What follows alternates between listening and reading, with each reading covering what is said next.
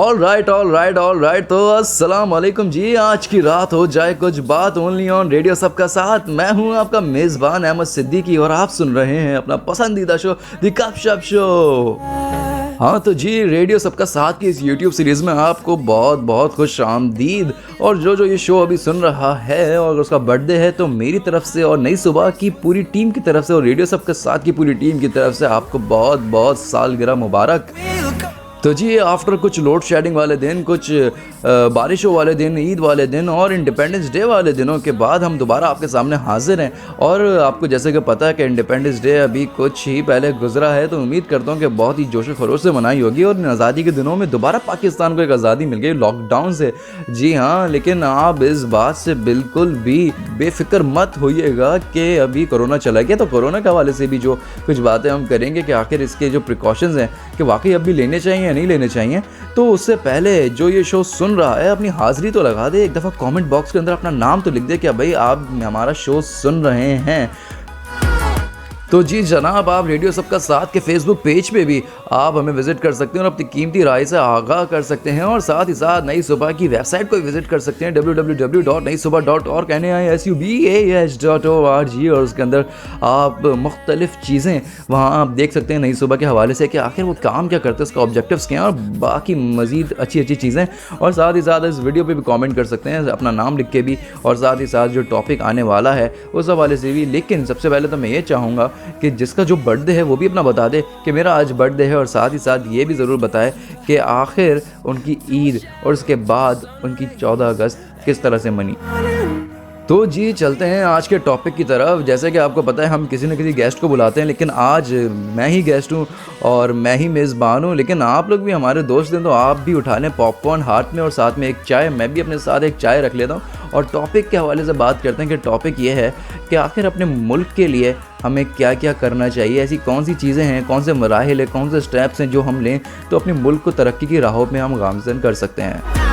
अब जैसे कि भाई आज़ादी के दिनों में एक और आज़ादी मिल गई कि लॉकडाउन ख़त्म हो गया है। स्मार्ट लॉकडाउन से और स्मार्ट की तरफ हम जा रहे हैं, लेकिन हमें अपनी प्रिकॉशंस फिर भी नहीं छोड़नी है। अपनी प्रिकॉशंस हमें लेके रखनी है, चाहे हमें 6 फुट का फासला क्यों ना रखना पड़े, हमें सैनिटाइज़र क्यों ना लगाना पड़े, या फिर साबुन से और साफ़ पानी से हाथ क्यों ना धोना पड़े, अपने आँख कान और नाक को छूने से गुरेज क्यों ना करना पड़े। क्योंकि ये चीज़ें तो हमारे लिए फ़िलहाल अच्छी हैं, हमारी एहतियात के लिए अच्छी है और हम काफ़ी इस चीज़ से बचे हैं सिर्फ इसी वजह से कि हमने इन चीज़ों का ख़याल रखा और पूरी दुनिया के अंदर हमने अपना एक नाम बना लिया कि पाकिस्तान ने काफ़ी इन चीज़ों का ख़याल रखा और उसके बाद इस मुश्किल घड़ी से बाहर निकल के आया।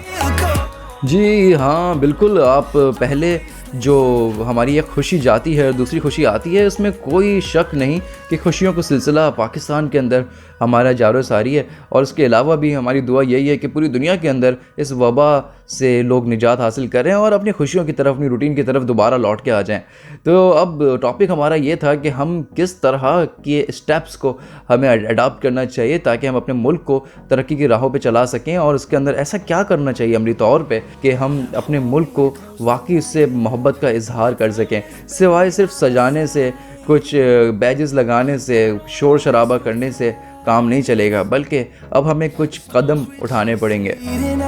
जैसे कि आपको पता है कि कोविड के अंदर हम काफ़ी चीज़ों को हम लोग गैदर नहीं कर सकते थे, फिज़िकल एक्टिविटीज़ बहुत कम थी, जबकि लॉकडाउन ख़त्म हो गया लेकिन एजुकेशन सिस्टम वैसे ही बनता। तो नई सुबह आपको पता है कि एक एजुकेशन डिपार्टमेंट से ताल्लुक़ रखता है और उसने कोविड के अंदर भी किस तरह से अपनी सारी चीज़ों को मैनेज किया कि अपने सारे क्लासेस, अपने सारे जो मामलात हैं सब ऑनलाइन कर दिए, साथ ही साथ ऑनलाइन इवेंट प्लान कर दिया भैया, जो कि 14 अगस्त के हवाले से था और काफ़ी बहुत अच्छा रहा था। तो आपको अभी मैं थोड़ा सा लेट हो गया, लेकिन आपको भी यही कहूँगा कि जश्न आज़ादी मुबारक आपको भी, और उम्मीद करता हूँ कि वो वाला दिन आपका बहुत अच्छा गुजरा होगा और आपके आने वाले दिन भी बहुत अच्छे गुजरे होंगे इंशाअल्लाह ताला। तो हम चलते हैं दोबारा टॉपिक की तरफ कि आखिर हमारी क्या क्या तैयारियाँ होनी चाहिए। बिल्कुल हमें अहद लेने चाहिए। अब ये 14 अगस्त सिर्फ 14 अगस्त के लिए हमें नहीं, बल्कि पूरे आने वाले साल के लिए हमें एक अहद लेना चाहिए कि अपने मुल्क के लिए हम क्या करें। अपने आसपास में देखें, पड़ोस में देखें, रिश्तेदारों में देखें कि कोई मुश्किल में तो नहीं, कोई किसी परेशानी में तो नहीं कि आप उनके लिए सॉल्यूशन बन सके, कोई वसीला बन सकें। तो जाहिर सी बात है वो हम वतन है, हम आपकी सोसाइटी में होंगे, आपके रिश्तेदारों में से होंगे, आपकी नस्ल में से होंगे। अगर आप उनके लिए मदद का बाइस बनेंगे तो काफ़ी चीज़ें आपके मुल्क के लिए भी बेहतर होंगी, जो हम काफ़ी लोगों को भी ब्लेम करने से छोड़ देंगे, लोग भी आसानी की तरफ जाएंगे, तरक्की की तरफ जाएंगे। तो जी बिल्कुल एक छोटा सा अहद ले लें कि बहुत ही जिसमें आपको ज़्यादा एफ़र्ट ना करनी पड़े, लेकिन उस अहद को ऐसा लें कि आप वाकई अमली तौर पे इसको करके दिखाएं और आप उससे पीछे ना रहें, कुछ ना कुछ उसके लिए कंट्रीब्यूट करते रहें।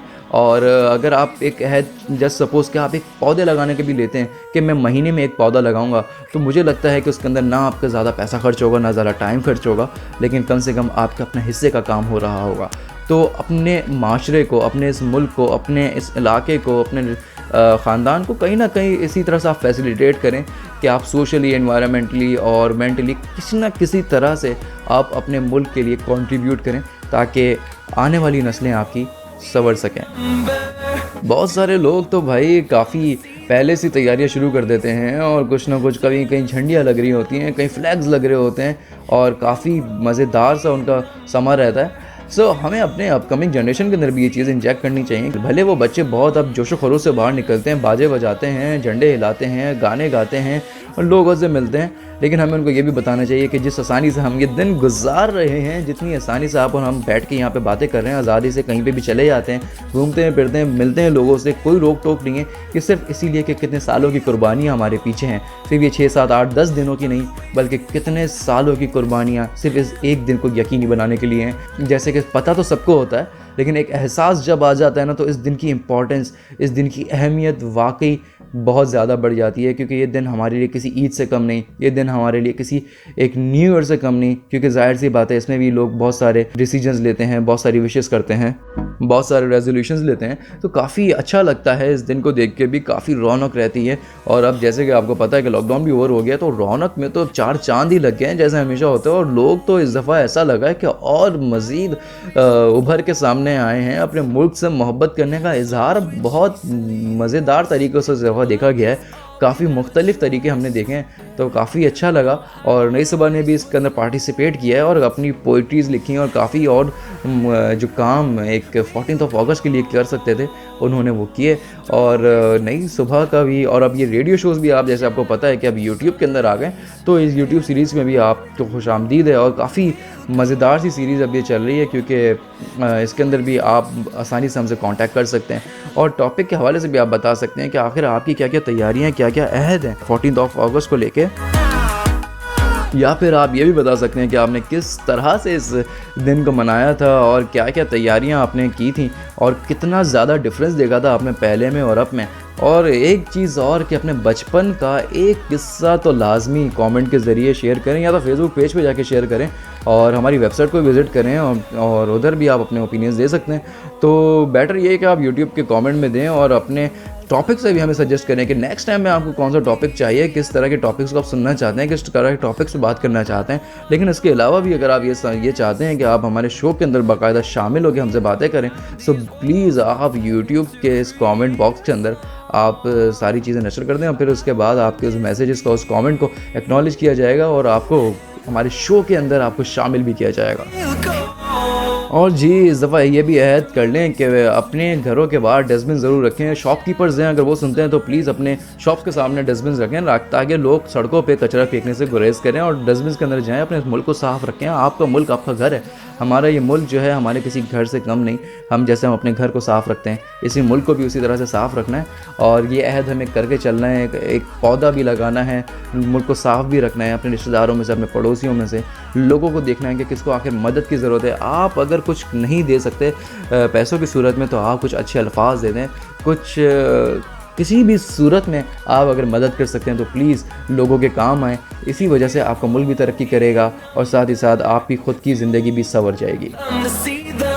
बस इस झंडे की इज़्ज़त, इस झंडे की लाज सिर्फ 14 अगस्त वाले दिन नहीं बल्कि पूरा साल हमें रखनी है। और अगर ये पूरी इसी तरह से, जिस तरह से भी आपने घर में अभी झंडा लगाया है और जिस तरह से आपने अभी अपनी घरों को झंडियों से सजाया है, तो उसी तरह से सजे रहने दें और उसको उस तरह से ऑर्गेनाइज़ कर लें। अगर आप उस तरह से नहीं चाहते तो किसी दूसरे पैटर्न से सजा दें।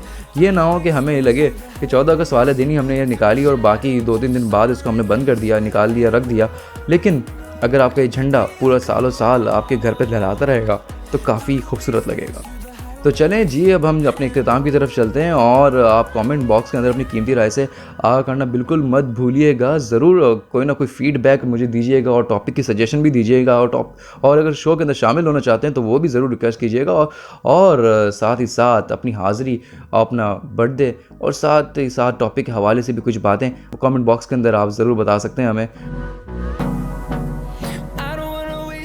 तो इसी बात के साथ अपने शो का इख्तिताम करते हैं और अपना ख्याल रखिएगा और पाकिस्तान को तरक्की की राहों पे चलाने के लिए अपना बहुत ही बेहतरीन किरदार अदा कीजिएगा। तब तक के लिए मुझ नाचीज़ को दें इजाज़त। अल्लाह हाफ़िज़। पाकिस्तान जिंदाबाद। We'll go